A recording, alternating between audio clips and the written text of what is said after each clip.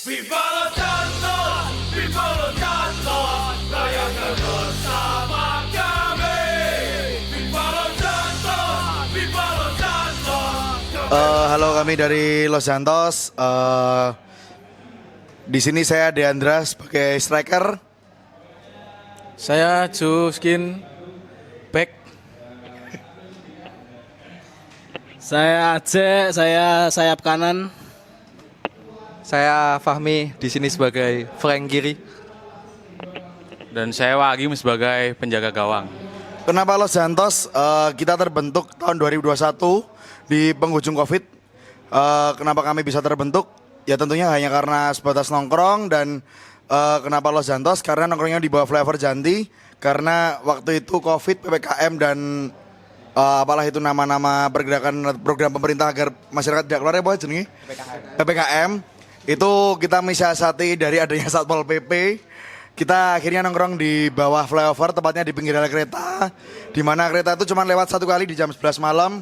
Dan kami pikir ya sederhana, polisi mungkin lewat kono. Dan adewe so dengan leluasa nongkrong sampai pagi. Dan dari situ kami bisa bikin lagu, kita bisa latihan, kita bisa bikin gigs. Di mana kita first tampil itu di gigs kami sendiri. Dan Los Santos sampai hari ini udah jalan 5 tahun. Nggak mungkin sama aja sih. Mau di Jepang, mau di Indo, penikmat musik punk atau musik di sini mau di Jepang tuh mungkin sama aja ya, dimanapun berada ya. Ya mereka menikmati musik gitu loh. Mereka mendengarkan musik, mereka stomping, mereka pogo. Ya semua menikmati lah, mau di Jepang mau di sini. Kalau menurutku itu sih. Nambahin dikit mas, mungkin sebenarnya nggak yang sama banget, nggak yang beda banget juga, tetap ada irisannya sama karena kita masih mungkin referensinya sama dari UK, mbah-mbah Nepang mungkin ya. Terus mungkin yang membedakan itu kalau di sini banyak apa ya, perkumpulan-perkumpulan itu dari yang kecil sampai yang besar itu banyak. Nah kalau di Jepang itu kemarin kita belum sempat nemuin mas, karena waktu itu kita tur ke sana pas banget tahun baru. Jadi di Tokyo itu orang-orang Jepang pada mudik, jadi belum sempat banyak digging di sana lah. Kita cuman banyak dengar cerita, kemudian baca-baca majalah yang ada di sana kayak gitu mas. Yang banyak bisa ada kesempatan ngobrol dan tahu lebih dalam itu malah justru waktu kita Southeast Asia Tour di Malaysia itu sempat ketemu banyak pang di sana. Kultur, kita belajar banyak tentang kultur kalau di Malaysia. Setuju. Asli, kayak kita mempelajari kultur skinhead atau subculture punk di sini. Memang kerasa beda dan kental lah ya kultur punk di sana, kultur skinhead di sana. Jadi kita mungkin malah ngenanya lebih ke mereka mendalami kultur itu dengan sangat niat gitu loh mas. Beda mungkin kami di sini mungkin hanya mungkin separuh-separuh ya. Kita cari masih mikir kerja, mikir apalah. Tapi di sana juga mikir kerja, tapi pemahaman punk dan skinheadnya lebih ngelotok lagi. Jadi mereka benar-benar mengadopsi budaya-budaya British tuh bisa dikatakan 90% lah daripada kami. Karena kita ngelihatnya juga di sana Amit Sewu mas, UMR-nya dhuwur. Jadi mereka itu sejahtera, mereka nggak harus 9 to 5 bekerja kemudian malam cari tambahan kerja lagi. Mereka itu cukup kerja dari rumah misalnya udah dapat gaji yang jauh dari kata cukup. Artinya mereka punya kesempatan yang lebih besar untuk mencari sumber informasi, punya waktu yang lebih banyak, punya kesempatan, punya biaya, punya akses lebih dulu daripada kita mungkin ya. Aku nggak tahu nek awalnya kepiye, cuman satu hal yang mungkin kita juga pengen terapkan itu di sini tuh basa Jawane getok tular kalau mas. Saka sing mbah-mbah ning kono nganti anak putune sing mengadopsi skinhead itu tuh bener-bener nyampe 100%. Nah, di sini tuh mungkin ya cah-cah merasa kurang dolan juga mungkin ya, kurang serawung dan sebagainya, dan pun kita untuk menyampaikan apa yang udah kita bawa selama tur kemarin itu masih yo setengah-setengah karena kita mau ke perkumpulan A, perkumpulan B, C, D itu masih kesulitan secara akses untuk berbagi informasi. Wingi ning Malaysia ngomongannya kayak gini loh dan sebagainya. Itu sih kita tetap pengen ada sharing itu entah kapan, mau bentuknya tulisan, mau hearing atau gimana. Nanti kedepannya pengen sih tetepan kayak ngono mas. Tapi bicara ngomongin Southeast Asia Tour malah aku lebih pengen ngadopsi apa jenis KL kayak Rumah Api. Oh iya. Mereka wadah kolektif ada satu ya. space kolektif namanya Rumah Api mas, dan gue yes banget, mereka sewa satu ruko di lantai sekian. Udah kita bisa bikin gigs di situ. Kayak live host tapi nggak live host banget. Iya. Ya live sebenarnya host, satunya live host ya. ruang karya lah. Ruang karya, betul. Kalau aku mungkin kalau teman-teman punya kesempatan bisa coba diperdengarkan lagu-lagu Los Jantos di album Spirit of the Youth, terutama Love and Legacy itu coba kita tuangkan beberapa lirik yang memang kita rasakan.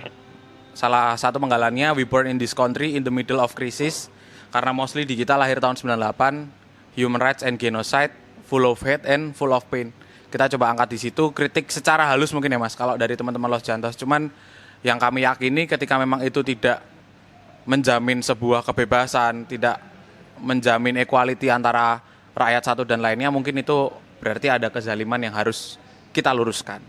Kalau aku sama sih, tetap beberapa lirik dari Spirit of Youth memang tertuang. Love Legacy salah satu, ada di Tulang Punggung juga.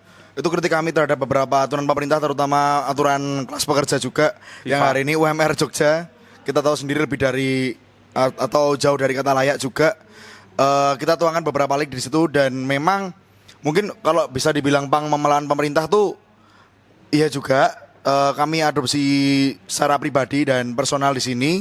Tapi kalau boleh jujur memang ada beberapa kebijakan negara yang tidak relevan juga pasti akan kami ikut turun ke jalan sih.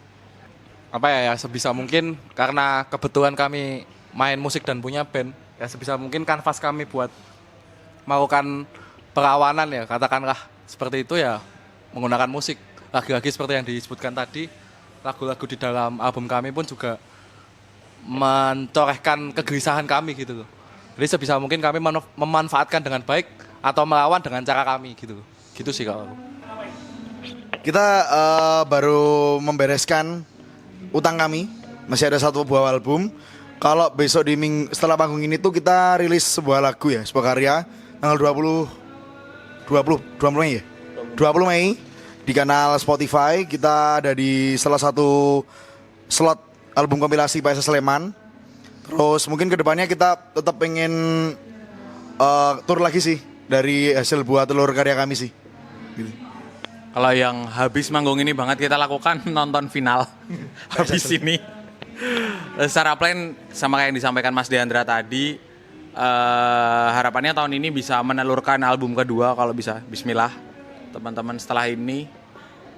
Itu sih ya, syukur-syukur bisa tour dan punya jejaring yang lebih luas lagi dari waktu kita tour di album yang pertama. Itu Mas. Oke, kita ucapkan selamat ulang tahun buat Wagiks. We made it. Lali ngelek. Kita ucapkan selamat untuk Wagiks. We made it. Yang pertama, semoga terus berdikari, terus berswadaya, bisa menelurkan band-band di Yogyakarta. Semoga juga agar tetap langgeng, ada di gigs di setiap bulannya. Justru itu sebagai semangat juga buat teman-teman band atau teman-teman yang ingin menuangkan karyanya.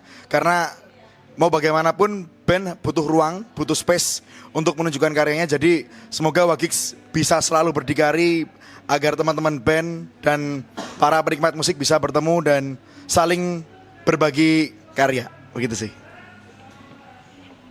Last but not least buat Wagiks, never stop, spread the love and spirit carry on.